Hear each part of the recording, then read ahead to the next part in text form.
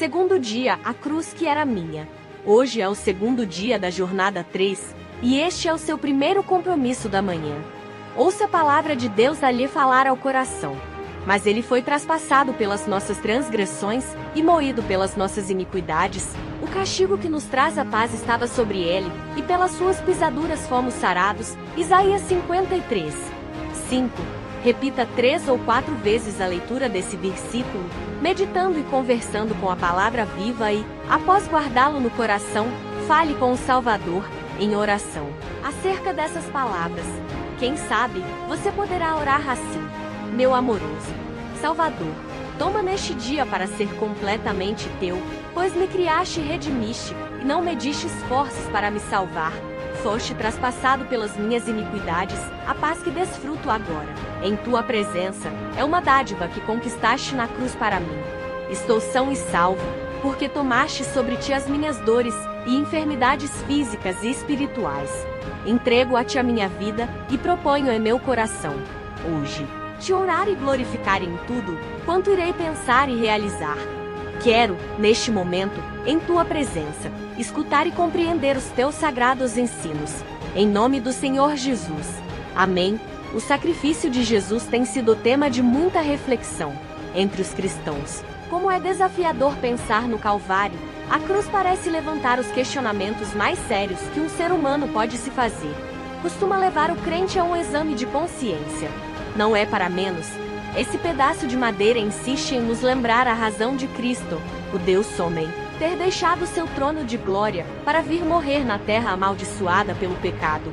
O que realmente aconteceu na cruz do Calvário, porque Jesus, o Rei do Universo, aceitou pacientemente ser levado, como uma ovelha ao matadouro. As respostas a essas perguntas apelam ao nosso coração, para que tenhamos uma nova visão do valor da nossa vida. O preço do pecado. Para entendermos a cruz, é preciso voltar ao Jardim do Éden.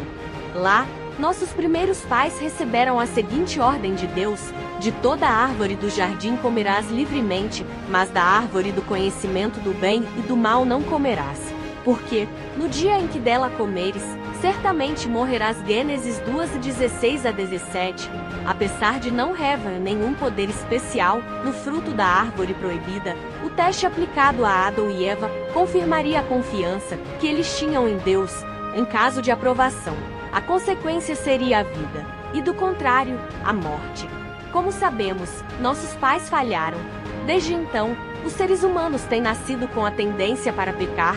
O salmista disse: eu nasci na iniquidade, e em pecado me concebeu minha mãe. Salmo 51. 5. É importante lembrar que não herdamos a culpa de Adão, pois não fomos nós que erramos lá no Éden. Deus seria injusto em colocar sobre nós a culpa de algo que não cometemos. Porém, o que temos recebido do primeiro casal é a natureza, tendência ou inclinação para o pecado. E quando nos tornamos pecadores? A resposta é: tão logo somos concebidos. Efésios 2. 3. O cometer um ato pecaminoso é somente a consequência de nascermos inclinados ao mal. E como todos pecamos, Romanos 3. 9-12 e 23, todos merecemos a morte. Romanos 6 e 23. Exatamente por essa situação desesperadora que Deus providenciou uma saída através de Jesus. Sabendo que o pecado custa muito caro, que custa a vida, o céu ofereceu um substituto que pagasse a dívida, que pagasse com a moeda exigida, o sangue. Hebreus 9:22. Troca por amor. O sacrifício de Jesus precisava ser real. Ele não fingiu ser um homem. Nasceu como uma criança indefesa. Sentiu fome, sede, calor e frio. Cresceu e aprendeu. Enfrentou lutas como você enfrenta. Às vezes, sentiu-se sozinho e incompreendido também. Experimentou tentações e é por isso, e não simplesmente porque é Deus, que Ele está pronto a amá-lo e compreendê-lo do que a julgá-lo e condená-lo. Mesmo vivendo entre os pecadores, Ele jamais pecou. A Bíblia diz que Ele foi tentado em todas as coisas, mas sem pecado. Hebreus 4:15. Sendo assim, poderia se oferecer como um cordeiro perfeito, sem mácula. Por não ter pecado, venceu no ponto em que Adão falhou. Cristo ganhou o direito de conceder vida eterna, e agora a dá para aqueles que o aceitam. Foi isso que aconteceu lá na cruz do Calvário, uma troca de amor. Alguém morreu em nosso lugar. Alguém morreu para nos salvar. E isso é extremamente confortante, pois sem Deus nada somos. E sem Ele não poderíamos compartilhar, nem mesmo esse devocional agora, pois não teríamos vida. Naquela tarde de sexta-feira, Cristo estava carregando sobre si os nossos pecados. Nós é que merecíamos morrer. Ele trocou nossa morte por vida, nossa derrota por vitória, separação por reconciliação. Por isso, o castigo que nos traz a paz estava sobre ele, e pelas suas pisaduras fomos sarados. Isaías 535. A resposta humana no Calvário, Jesus, o Filho de Deus, morreu por amor. A natureza parecia reconhecer aquilo que os homens não conseguiam enxergar. O sol ocultou seu rosto para que a vergonha pela qual passava o Filho de Deus não fosse vista. Mas o homem, a mais bela e inteligente das criaturas, parecia ignorar que, naquele instante, seu destino eterno estava em jogo. A verdade é que o ser humano continua andando de um lado para o outro, vivendo a vida sem um firme fundamento. Corre atrás de fama, poder, dinheiro e reconhecimento. Deixa para trás a gratidão a Deus, que deu sua vida numa cruz por amor a cada um de nós, e nem ao menos agradece a Ele por esse feito tão grande. Nem ao menos dedica 5 minutos em comunhão com esse Ser Supremo que quer somente o nosso bem. Certamente, você já refletiu várias vezes sobre o sacrifício de Jesus, mas consegue enxergar novamente o significado da cruz? Entende que Cristo não foi um louco suicida? Que não foi simplesmente uma vítima do ódio da liderança judaica de sua época? Que muito menos foi um revolucionário que pagou por sua ousadia? Ele era Deus encarnado, que morreu motivado pelo amor. A vida de toda a humanidade estava em suas mãos. A nossa indiferença e rebelião em relação a esse sacrifício são tão dolorosas ao coração de Deus como foram os pregos. Por outro lado, a nossa gratidão diante de tão grande amor deve resultar em submissão e entrega de nossa vontade àquele que mostrou ser mais do que confiável. Coloque em sua mente: meu Pai me ama com amor eterno. Com amor eterno eu te amei. Jeremias 31:3. O Filho diz: ninguém te ama mais do que eu. O Espírito Santo veio para continuar o ministério de Cristo.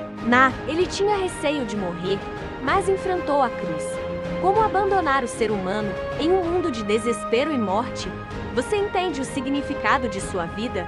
O valor dela precisa ser medido conforme o relato da criação e da redenção. Mais do que um conforto para o nosso coração ou mesmo um afago para a nossa autoestima. A mensagem do amor de Deus deve nos levar a um compromisso. A consciência de que nossa vida é valiosa deve refletir na seriedade com que cuidamos dela. Terra, revelando e fazendo lembrar as palavras da vida a cada passo do caminho. João 15:13, 14:26. E contrição e entrega. Hoje, anseio por mudanças em minha vida. Quero ter um coração grato a Cristo pelo que fez por mim. Entrego a minha vida manchada pela indiferença e rebelião. Senhor, toma e transforma a minha vontade.